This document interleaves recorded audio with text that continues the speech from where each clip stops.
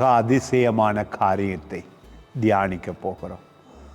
அருமையானவர்களே, நேரம் கடவுளுடையது. அதிசயமாக உங்களையும் என்னையும் வாழ பண்ணுகிறார். இந்த வார்த்தையை பார்த்த உடனே என் உள்ளம் மகிழ்ந்தது. இயேசு கிறிஸ்து வரவேண்டிய அற்புதமான நேரத்தை கூட பிதாவானவர் முன்குறித்து அனுப்பினாரே.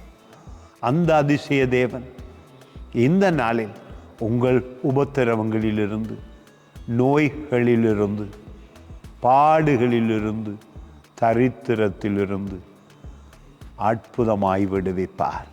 கலாத்தியர் 4ஆம் அதிகாரம் 5வது வசனம்.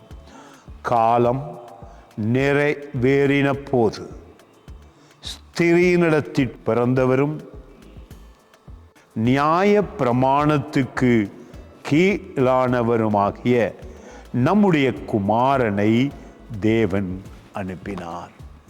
தேவன் அனுப்பினார் கிறிஸ்துவை உங்களுக்காக, எனக்காக சுகமாய் வாழ, சந்தோஷமாய் வாழ, பூமியிலே சகல நன்மைகளையும் அனுபவித்து பரலோக தேவனை குறித்து சுவிசேஷமாய் அறிவிக்க. எவ்வளவு அற்புதம் என்று பாருங்க. இந்த நாளில் உடைந்து போனீர்களா? நொறுங்கி போயிருக்கிறீர்களா? நிச்சயமாக இந்த புதிய நாள், இந்த வார்த்தை உங்களை தூக்கி எடுத்து சொல்லுகிறது. தேவன் தம்முடைய மகனை அனுப்பினது உனக்காக அற்புதம் செய்ய. அதை அனுபவி, அதை பெற்றுக்கொள் என்று நிச்சயமாக உங்களை தூக்கி எடுத்து ஆசீர்வதிக்க விரும்பினார். கிறிஸ்துவை பூமிக்கு அனுப்பினார்.